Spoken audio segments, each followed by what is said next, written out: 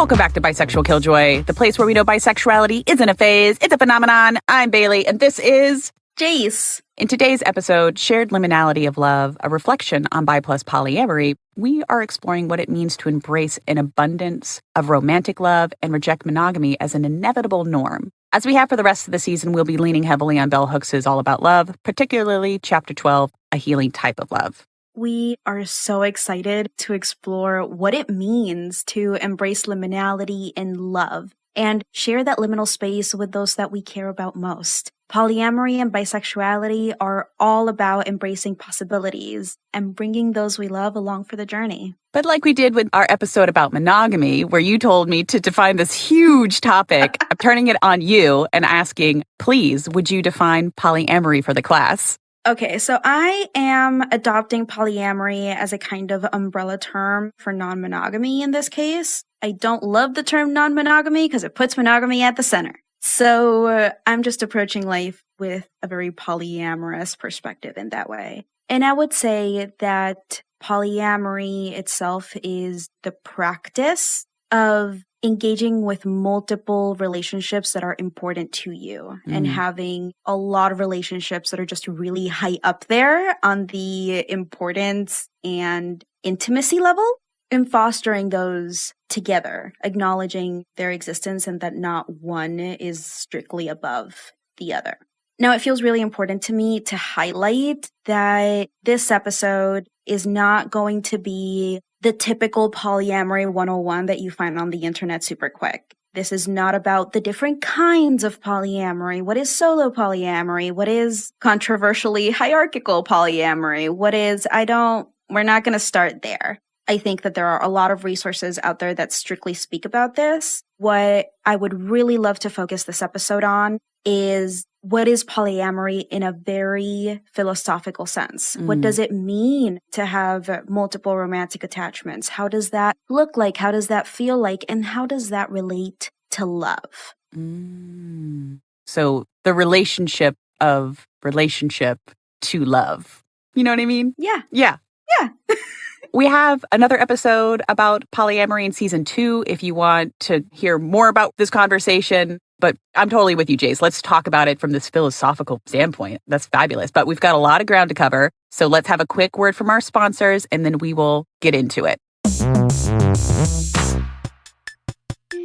Hey there, Killjoys. We started a Patreon because we got a podcast, and like every other podcaster our age, gotta have a Patreon to pay our bills. Subscribe now. Get access to extra episodes, Substacks, I think, video content, and more. Okay, love you. Bye. Are you being for real? Kinda.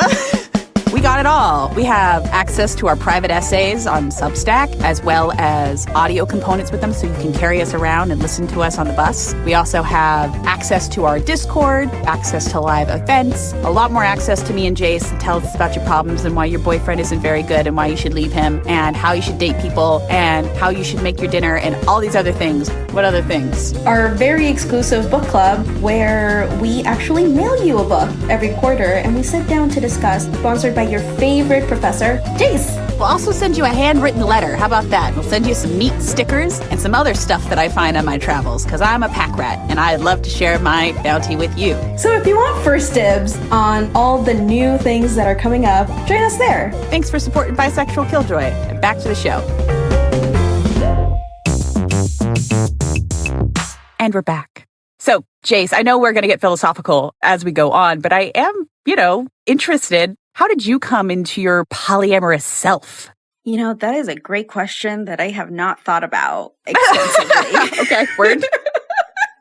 I think that I had a very similar story when it comes to talking about how I came into bisexuality. There are things in life that just don't make a ton of sense to me. One of the things that didn't make sense to me as a bi+ person is why wouldn't I want to go on dates and hold hands with girls? Yeah, I would like to do that with a boy too, but also why not with girls? Experiencing that as a kid then eventually led me to understand what bisexuality was as an early teenager. I think that something very, very similar happened with polyamory in terms of why wouldn't I engage in multiple relationships? The way that I used to explain it to new lovers was the way that you have multiple friends, I have multiple girlfriends and multiple boyfriends. And that just made a lot of sense to me. So many of my friendships did not look like quote unquote traditional friendships. They were more intense. They were more intimate. I don't shy away from intimacy. I don't shy away from connection. And if there's something there to explore, why not explore it? Engage in that kind of freedom. Polyamory also allowed me to view myself and others as a whole human being without taking possession of one another.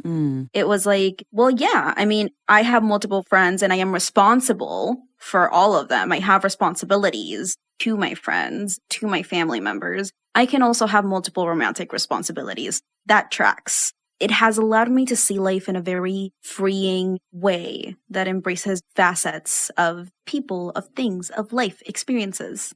So, based on conversations we've had with other guests and in our own research, there are a couple of different paths with bi+ people discovering that they also have a different relationship model that they are oriented towards. So you've got gender, sexuality, relationship, orientation. Someone always akins it to like you opened up a suitcase and then you opened up another suitcase and another suitcase and you rearrange things. So for you, was it gender, orientation, or relationship first?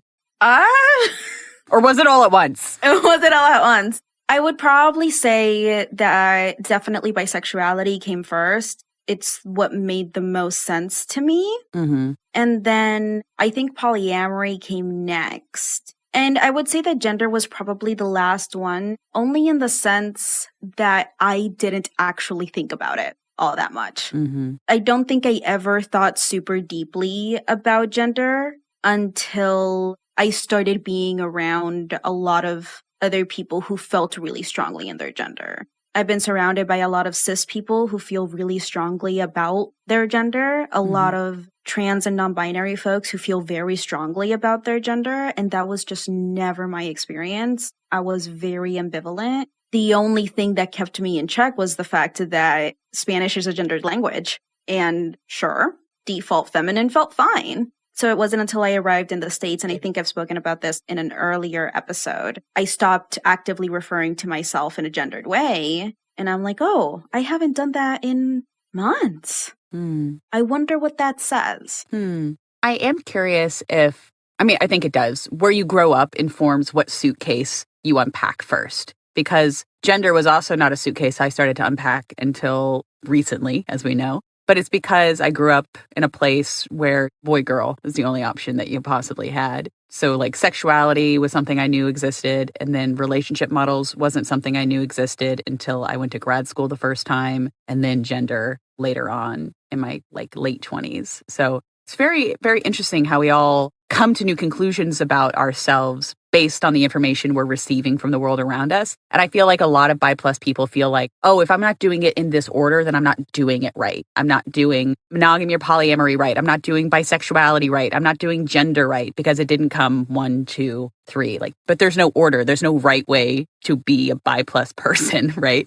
Yeah, there is no right way. And I did forget to mention, I think probably my favorite thing is that I took an Anthropology 101 course required during, I think, my freshman year, maybe, of college. And we talked extensively about kink, about polyamory, about different relationship models, different family models. And my professor was so great about getting us to challenge the norm. One of the things that he had us do was name all of the titles that we have in family, like mom, dad, uncle, cousin, first cousin, second cousin, and establish what is our lineage through that. Okay, so my mom is the person who gave birth to me, yada, yada.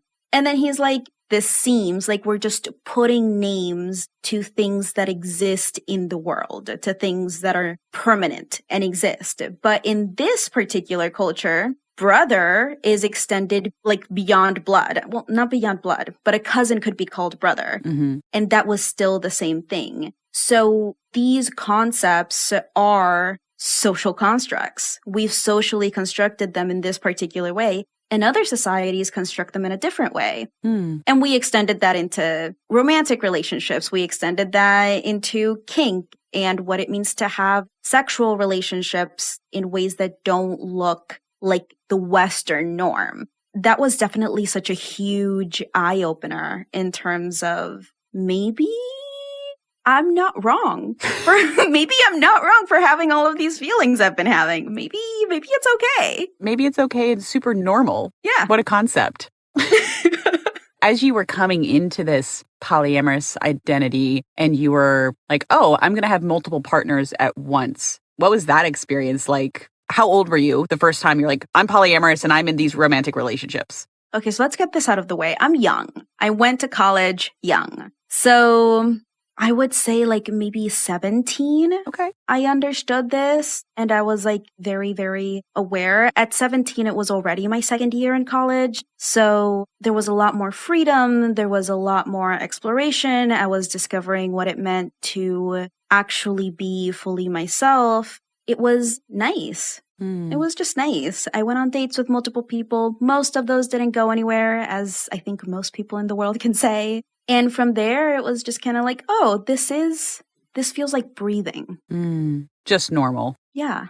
I think as we talk about this, we were discussing in the monogamy episode about how bi+ people get conflated with like cheaters. I think you and I both know, like, polyamory isn't cheating, everybody. It's like the antithesis of cheating. Everyone knows what's going on. Have you like run into, either personally or just in your research, run into points in time where people like almost willfully seem to be ignorant of bi+ness and polyamory? What I tend to encounter more often, and this might not echo the experiences of most folks, is that I'm always faced with the monogamous presumption.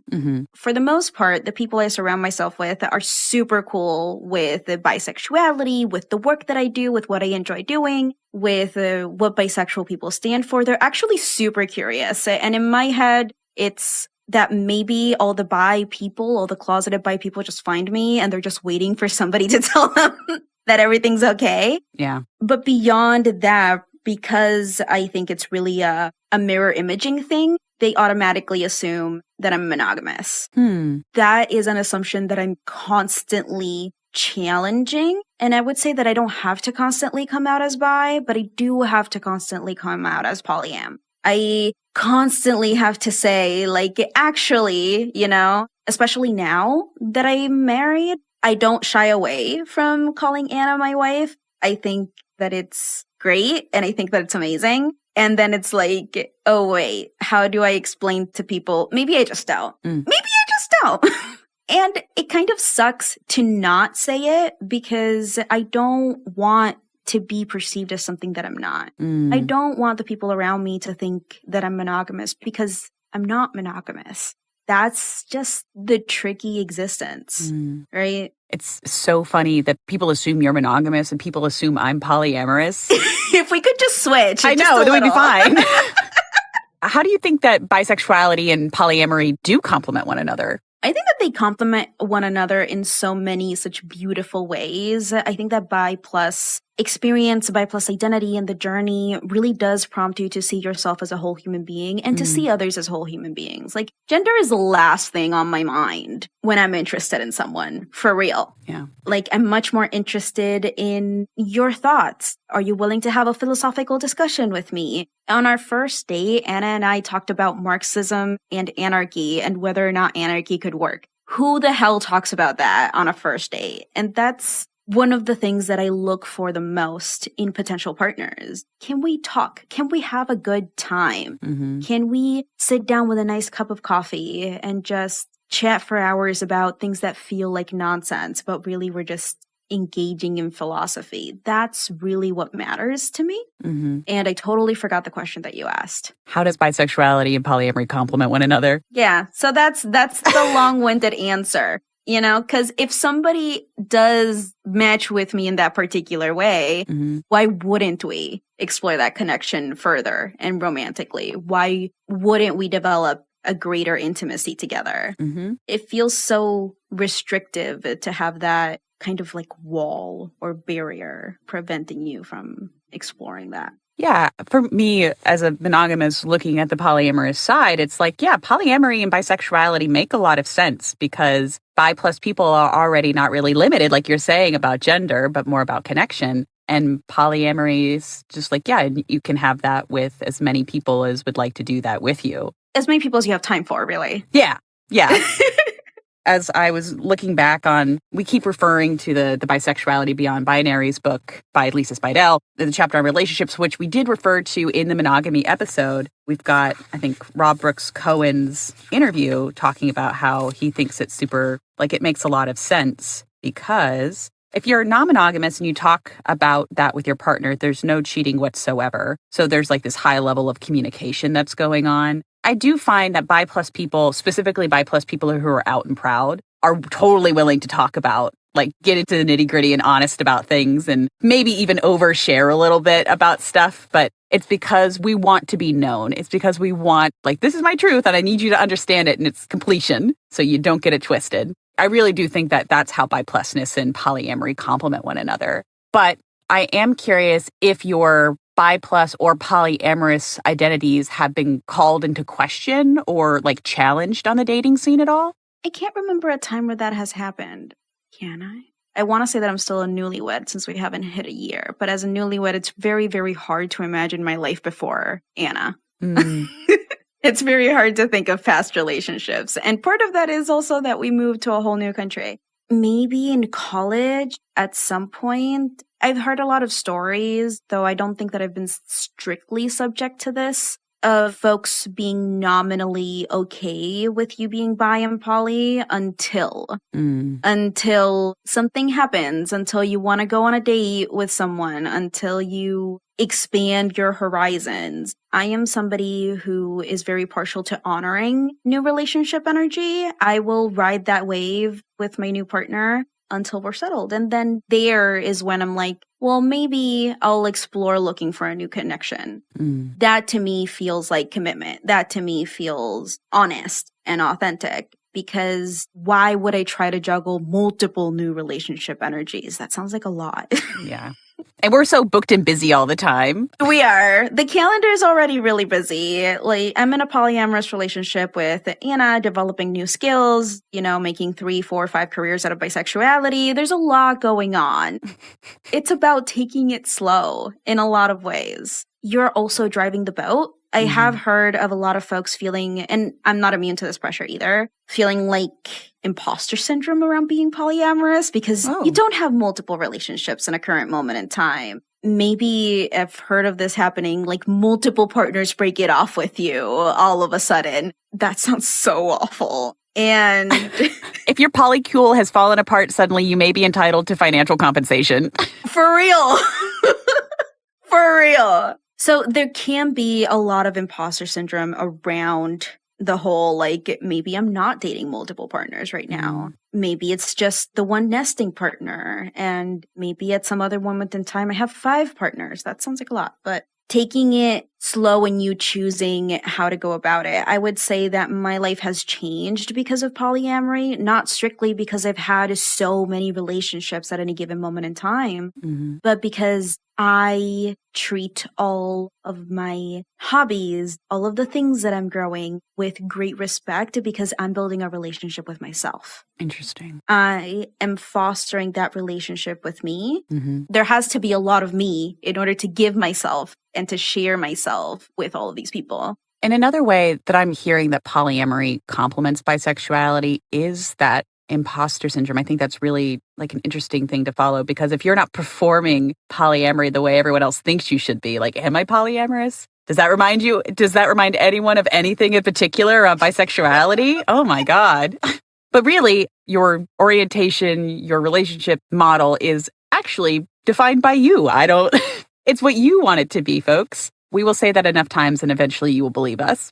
I hope so. And we're happy to remind you in person in our events. Well, virtually in person. You know what I mean. Well, I don't know. You're going to be at the Bi+Equal conference, the World Meetup. So Jace could tell you real life. Yeah. I am so excited to meet up with all of you. It's going to be great. It's in Amsterdam, right? Yes, in Amsterdam. Have you ever been to Amsterdam? No, I have not. So cool. I mean, this is my very first time in Europe. So let's see. The goal is to visit every big city in Europe for BKJ. That's the dream. Well, when you're in Amsterdam, their whole thing is they do some really lit French fries. I guess Dutch fries. They come in a cone. You eat them with this little fork. It's great. Oh, I'll make sure to try some. Yeah, you can get them anywhere. But going back to love, going back to like the love of it all, besides my love for French fries, what kind of skills would you say that you need to grow and develop as a polyamorous person to be your most present, love-filled self? Sure, why not? I mean, I would probably say that polyamory high-key requires like PhD level skill. And I don't say that to dissuade anybody. I think that anybody can really do a PhD. It's all about grit, right? And it's all about coming back to yourself and coming back to what you wrote before in a younger version of you so that you can revisit as this version of you. I believe that polyamory is much the same way. You did things before that maybe weren't great, and maybe you need to own up to them, and you honor that you're changing and that process makes you stronger and it brings you closer to people. And it's also about really fostering that deep reflection inside you. I think that you can't engage in polyamory if you're profoundly committed to avoiding every single discomfort. If your purpose in life is to never feel pain, never feel hurt, never feel uncomfortable, never feel jealous, then polyamory is not for you, respectfully. Disrespectfully.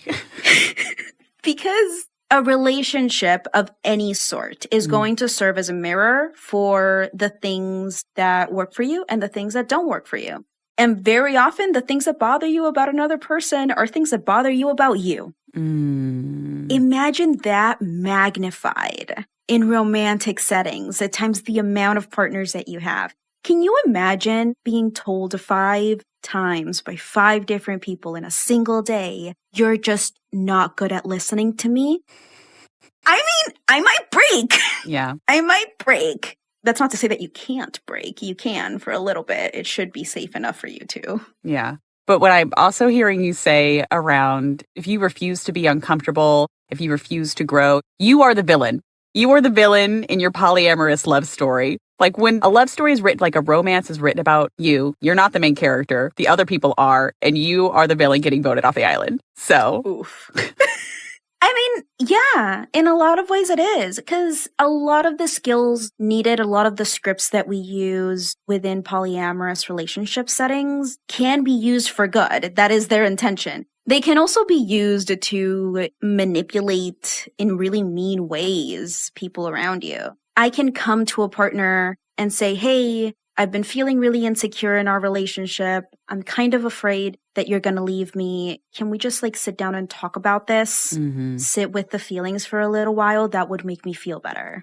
Versus, oh, you're still going to do that even though I just told you I'm insecure? You're just going to go ahead and do the thing that I told you is making me feel insecure and upset. You don't value this relationship. You don't value me. Those are two very different ways of approaching a situation. I may have broken the sound barrier there. It's important to keep in mind and to keep your eyes open for those times. Be willing to believe people when they show you who they are. Well, this reminds me of the conversation we just had with Katie Bogan about abuse and how love cannot coexist with abuse. Like you said, being in love or being in a relationship does not preclude you from discomfort or hurt or all of this other stuff. And you and I like really strongly believe that polyamory and polyamorous configurations are a great example of this. But can you think of a time, maybe not even you, but like maybe just in general, about when love was present, but people got hurt anyway? Yeah. Probably the best example that I have of this was with a friend. We were working together in like a group type setting where I was one of the leaders. And I was talking with my co-leader at the time, trying to talk about something that the rest of the group couldn't be aware of. I mean, it's a thing. Surprises are a thing. But then my friend kept being next to me because we were there together. We were supposed to do a thing. I remember being so caught up in this conversation and really wanting to like finish it that I looked at her and I told her, don't you maybe have somewhere to be? Isn't there something that you have to do? Oh. And she got the hint and she left and I finished having my conversation. And at the time I didn't really think anything of it because we weren't we were kind of rough with each other in a nice way, in a friendship kind of way. We had been friends for a long time. It really didn't occur to me that I might have hurt her feelings in any way. And a little while later, she came to me and she's like, why did you say that? Like, why did you say it like that? And it took me 2 seconds to realize that she was hurt, right? And I was like, did I hurt you? Are you hurt? And she is like, well, yeah. And I'm like, I am sorry. I really didn't mean to do that. And she was like, next time you can just tell me that you're trying to have a private conversation. That would be nicer. And I'm like, I agree. That was absolutely my bad. I think that we hurt people that we love unintentionally all the time. All the time. And hopefully those hurts are small hurts and they're boo-boos that you can fix right after. And I would say that the focus on repair is what makes it love. The focus on repair is what ensures that the love in the relationship remains strong. Because hurt can exist, jealousy can exist. Love is not a magic cure for these things. But we approach perfect love when we come together in order to repair.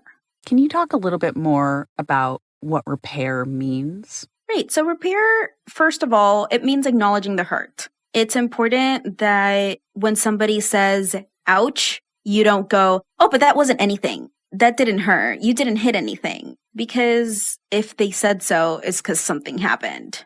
I like to refer to the next part of repair as the sorting out of feelings. So often we have so many feelings. I would say regularly. I would say every time that something happens. We don't know exactly what it is that we're feeling immediately. Sometimes, most times, it's just really nice to sort those feelings out with the person who was there for the ouch, who maybe caused it, or who maybe was nearby. That's, I think, where repair truly happens because you are demonstrating that you care to listen to their perspective. You are demonstrating that you care enough to put the feelings aside for like a second to figure out what theirs are and then take turns doing that. And after that, you commit. You commit to either not doing the same thing, learning something new, to bring a new perspective. You commit to a change. What happens when both parties have been wounded and only one side is interested in repair and the other person is demanding repair? Demanding is not love. Demanding equals possession. It assumes a kind of possession over another and over another's feelings that you don't have. Autonomy is a thing. So I would start there, first of all. If you're the party who wants to engage in repair and the other person is actively demanding a specific right or wrong, I would be very honest, and you'll be very unsurprised, gentle listener. My advice is very, very, very consistently just be honest. I would say, listen, I value you and I value this relationship that we hold. I think that it is important. However, I do not acquiesce to emotional terrorists. Or maybe don't say that. Maybe say something. Say it. Do it. Because that's what it is. It is emotional terrorism. If you don't want to say that, something along the lines of, I am very, very happy to sit down and talk through both of our perspectives together so we can reach an arrangement, an outcome that feels good to both of us. If that's not something that you're interested in doing, I'm afraid I can't engage. Please let me know when you're ready. Yeah. I do feel like queer people in general can fall into this emotional trap of feeling sometimes and don't notice the signs of manipulation that are happening or coercion, because queer people are supposed to be like feelings first and like, oh my God, I hurt you. And you focus on someone else's hurt, but you're denying the hurt that you feel. And that's just as valid. And if a person doesn't want to engage with you and do equal repair, then that's not a relationship. You know, that's not love. No, it's emotional terrorism. We're going to get canceled. This one's going to get taken down because we said terrorism so much.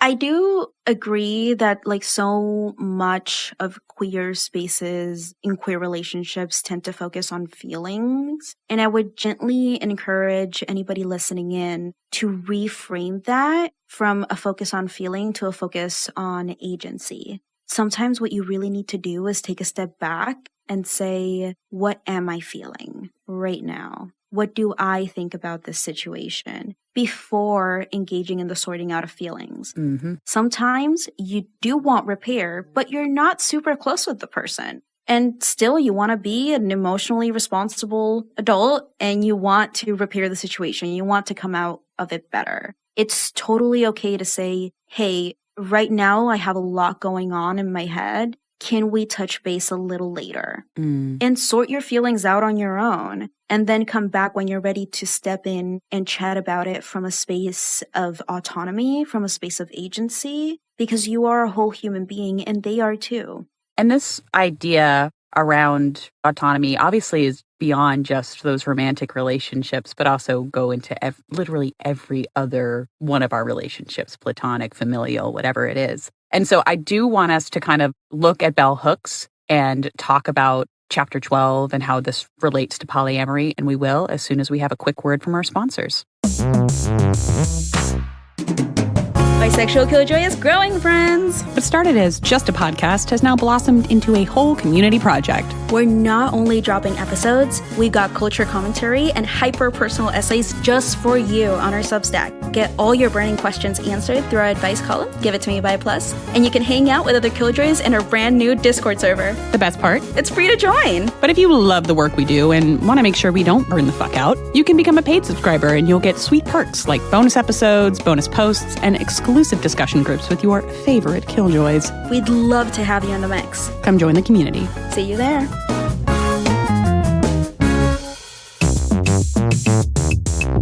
And we're back. That's right, folks. We are back with bell hooks. This chapter 12, a healing type of love. Yeah. Impressions, thoughts, musings. This chapter felt like a warm hug.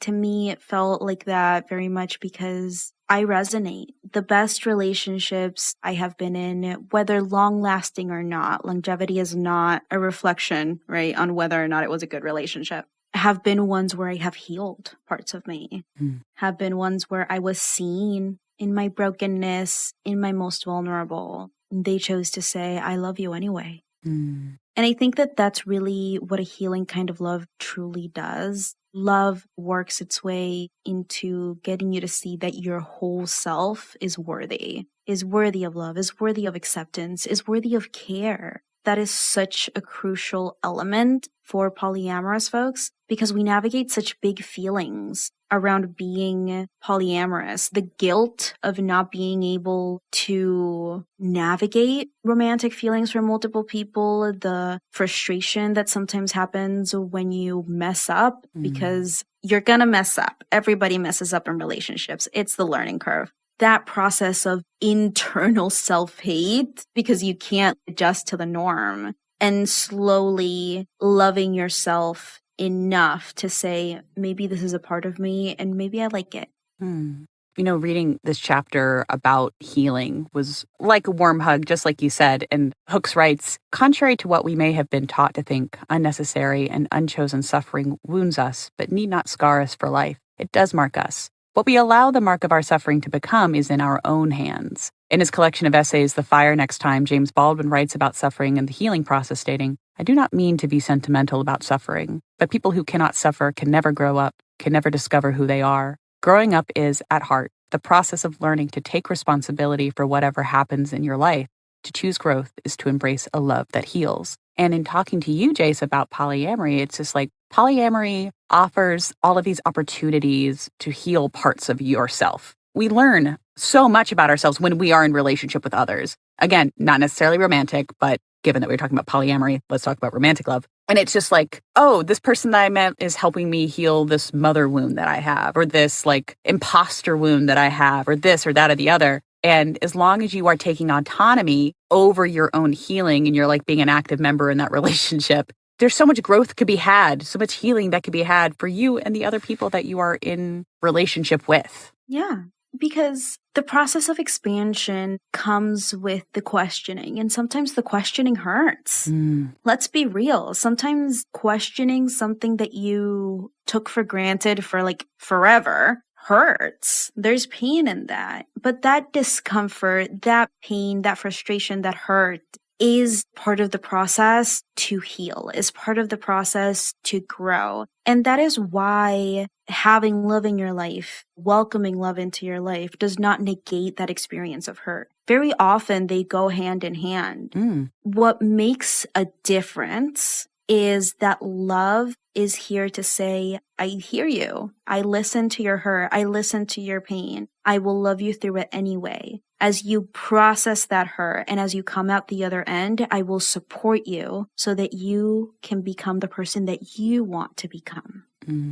You're making me think about Hooks writes about interdependency in this chapter and really talks about how that's the natural state of being, is to be interdependent. Writes, while terms like codependency, which came out of programs for individual self-recovery, rightly show the ways in which excessive dependency can be unhealthy, especially when it is marked by the support of addictive behavior, we still need to talk about healthy interdependency. Specifically, she's talking about like Alcoholics Anonymous. The millions of people who attend AA meetings seek a place of recovery and find that the affirming community that surrounds them creates an environment of healing. This community offers to individuals, some for the first time ever in their lives, a taste of that acceptance, care, knowledge, and responsibility that is love in action. Rarely, if ever, are any of us healed in isolation. Healing is an act of communion. And when I see folks who are in polyamorous relationships that are healed people who prioritize honesty and communication above all else, you just see how happy they are, how happy their partners are. You know, happiness and love doesn't mean that you'll never suffer, but you're like, oh, you have a community around you that will take care of you. How nice is that? Yeah. And I would like to reiterate here that the opposite of love is fear. What makes a very distinct experience of experiencing some hurt, some pain, some jealousy in a loving environment is that I'm not afraid to tell you about it. I'm not afraid about how you're going to react when I tell you that I'm jealous, when I tell you that you hurt me, when I tell you that this isn't working out for me or that I have conflicting feelings. I'm not scared because I feel safe. When you don't feel safe, when you do feel scared to bring up the things that are hurting you, to bring up that pain, that is a big red flag. That is something you should pay attention to because that's not love. Another thing that polyamory particularly invites us to deconstruct is amatonormativity. That is, long story short, that there is a normal way to love, a normal way to experience that kind of romantic attachment. In this case, monogamous, married couples, plus the additional relationships that we have in terms of friendships and family members and things like that.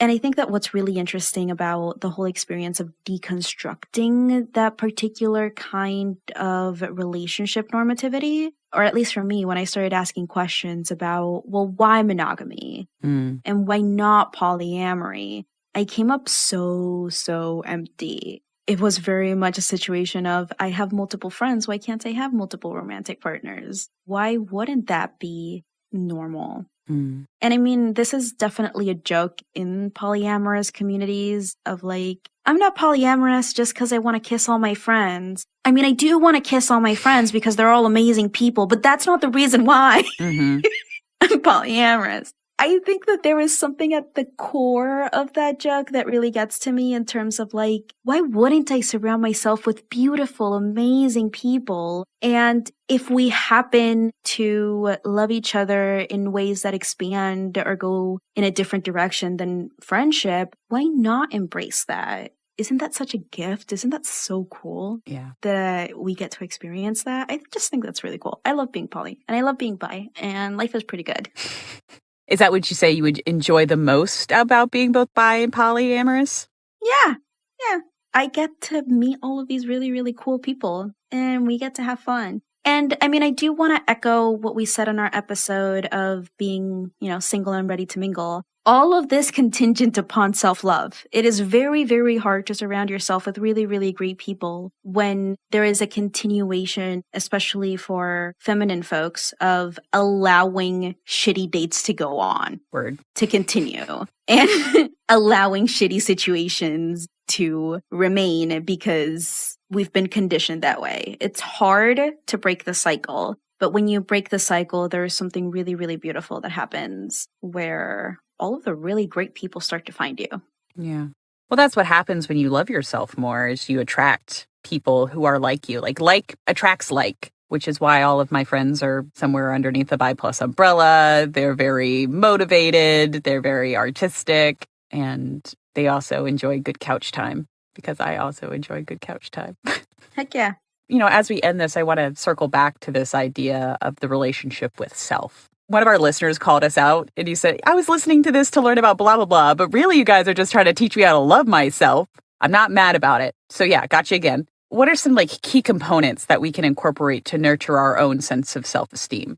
Go on a date with yourself. Go on a date with yourself. Go experience something for the pleasure of you, something that you want because you could do it. Start there. And from there, I would say, what's something else that you would promise or do with a romantic partner? And start from there.